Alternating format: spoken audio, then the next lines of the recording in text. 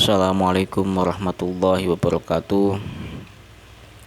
Melanjutkan kembali dalam kajian Misbahur Rojin fi dzikri sholatu wassalamu ala Nabi Syafi'il Mudnibin. Sekarang kita sudah sampai pada dalil subuti syafa'ah minal Quran. Dalil mengenai tentang adanya syafaat dalam dalil Al-Quran. Syafaat biidnillah. Qauluhu ta'ala, A'udzu billahi minasyaitonir rajim. Bismillahirrahmanirrahim.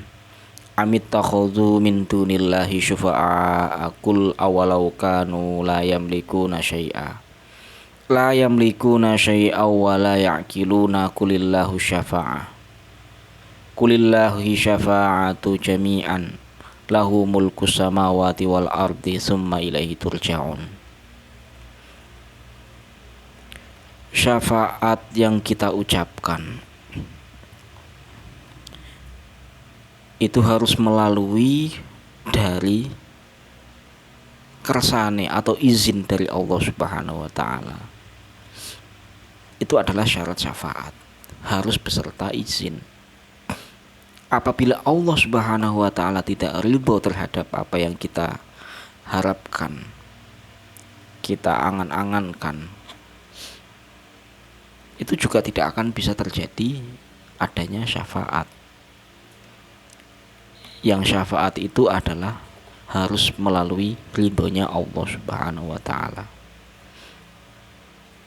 Karena Allah Subhanahu wa taala jami'an lahu mulku samawati wal ard, yang memiliki, yang menguasai langit-langit dan bumi, dan semua apa yang menjadi miliknya Allah Subhanahu wa taala, summa ilaihi turja'un, maka akan kembali kepada Allah Subhanahu wa taala.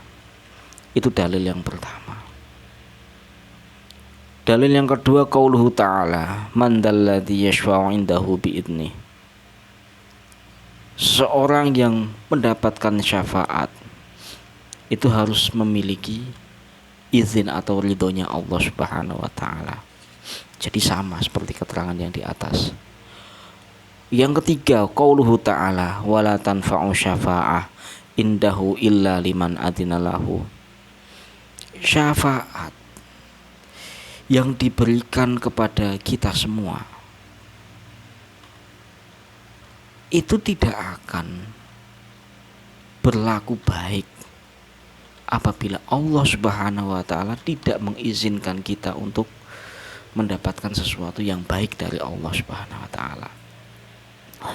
Boleh jadi ketika kita itu mendapatkan harta kekayaan, rumah yang mewah, yang megah, yang dimanapun, kapanpun, dan dalam keadaan apapun kita itu sudah mampu untuk bersedekah, untuk mengeluarkan zakat, bahkan tidak hanya pada batas minimum zakat. Misalkan katakanlah kita bisa lebih dari ukuran zakat 2,5% dari harta kita, atau kita mengeluarkan zakat mal yang terlalu banyak, itu hal tersebut bisa saja kita itu diberikan kekayaan seperti itu oleh Allah Subhanahu wa taala. Itu juga syafaat. Tapi syafaat yang baik dan yang tidak baik itu harus dibedakan. Ada syafaat yang baik, ada yang syafaat yang tidak baik atau madmumah yang sudah dijelaskan di awal. Syafaatil madmumah itu adalah syafaat yang diberikan oleh Allah Subhanahu wa taala melalui perantara dunia. Kemudian di akhirat kita tidak mendapatkan perantara seperti halnya perantara kita yang ada di dunia. Perantara yang dimaksud adalah harta benda, fasilitas rumah mewah, fasilitas finansial yang berlebih, fasilitas yang diberikan Allah Subhanahu wa taala berupa kesehatan dan lain sebagainya. Tapi sekali-kali kita tidak akan mampu menemui syafaat yang telah kita peroleh yang ada di dunia ini. Kemudian kita tidak diizinkan oleh Allah Subhanahu wa taala membawanya di akhirat. Karena syafaatnya Allah Subhanahu wa taala itu liman adzina lahu, sesuai dengan apa yang diizinkan oleh Allah Subhanahu wa taala. Bisa saja itu terjadi. Yang keempat, yauma idzin la yanfa'u syafa'ah illa man adzina lahu rahmana wa radiyallahu qaula. Syafaat itu sama seperti keterangan di atas, harus ada kasih sayang dan ridhonya Allah Subhanahu wa taala.